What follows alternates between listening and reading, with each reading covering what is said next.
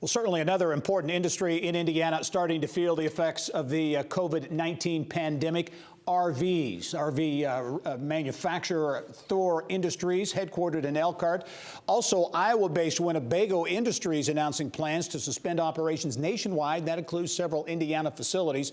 Thor CEO Bob Martin says it is the company temporarily shutting down production at all facilities in North America, as well as a substantial portion of European production.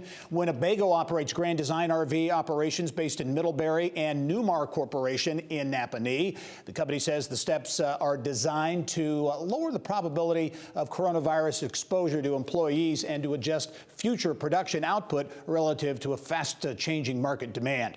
Each of the businesses has suspended production through April 12. Well, the pandemic and Governor Holcomb's stay-at-home order have put Indiana business really in uncharted waters. Many are in survival mode right now, looking for answers and some perspective on what might be next. No better person to provide some of that perspective than Indiana Secretary of Commerce Jim Schellinger, who rejoins us now from our social media lounge. Jim, good to see you again. Thank you. First of all, we want to talk about economic development, but back to the pandemic. As you look at the situation now, remind businesses, if you would, around the state of Indiana, some of the things they should really be keeping in mind as they go about their business or attempting to really keep things rolling. Well, social distancing is obviously the main thing, and to stay at home whenever you can, and only leave your homes for essential things. The executive order by the governor was not to shut down businesses. Contrary to that, it didn't include that at all. So essential businesses that can continue to conduct business are free to do so. I should mention the governor set up 3 groups as a part of his COVID-19 workforce committee, and one is in health, one is in safety, of course, and one's in economic development, which is our group. And Dr. Box heads up the health, as is Dr. Sullivan, and of course the Adjutant General and the State Police Superintendent Doug Carter head up the safety one, along with our Director of Homeland Security, Stephen Cox, and then I work with the OMB Director, Chris Johnson, and our Workforce Development Commissioner Fred Payne. So I think businesses should be confident that we are all joined, all forces are joined, all 132 agencies in state government are communicating through these different outlets. And I can tell you, Gary, with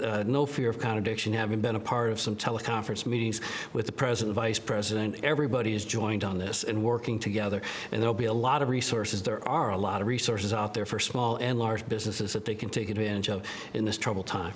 Jim, give us an idea of what the impact would be on economic development. You have been, you talk about a frequent flyer. I mean, you've been around the globe many times with a lot of success stories bringing business back to Indiana.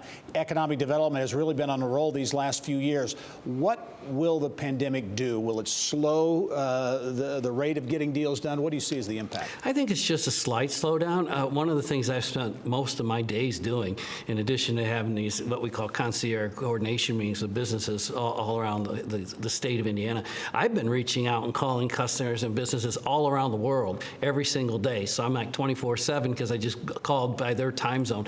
But I'm reaching out to the people we've worked with overseas. We've had record years of foreign direct investment, and we continue to see those being strong. We think a lot of this, when we get to the other end of this, it'll be stronger than ever. So we don't really see an impact long term. We've not had one project that we've been told has been canceled from all of our foreign direct investors. Everything's just been put on hold, similar to travel and all the different things that we have to comply with. But we feel very confident, and I think we're very lucky to have the governor's leadership right now in this time, a governor that takes credit for nothing and responsibility for everything. He's working very, very hard with all of our groups. We're talking on an hourly basis. And I think businesses around Indiana should feel good that their best interest is being looked at.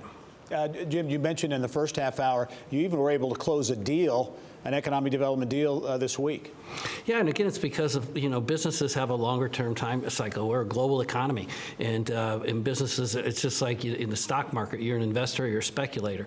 Investors, you've got to just go with the flow, and I think businesses are more in that investment category, where they've invested, they have long screens, they're going to see things through, and I think right now, most of our focus has been on our small businesses, and we have 512,000 small businesses in Indiana that employ 1.2 million people.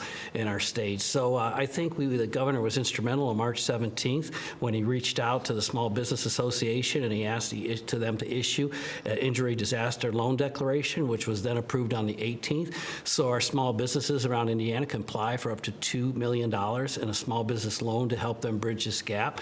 As a part of this current stimulus package that's being talked about as we speak, there's a section in there, Keeping Workers Paid Employment Act, that will allow people to take loans out from the federal government, from the Small Business Administration, that they will not have to pay back as long as they're using that money to keep their workers employed and retain their employees. So any program we can possibly look at, we are, including the income tax deferral till back on July 15th, as well as property taxes, having a 60-day period where they would not be penalized. So every single thing that we can do and think of that helps our Hoosiers businesses out, the governor's asked us to employ.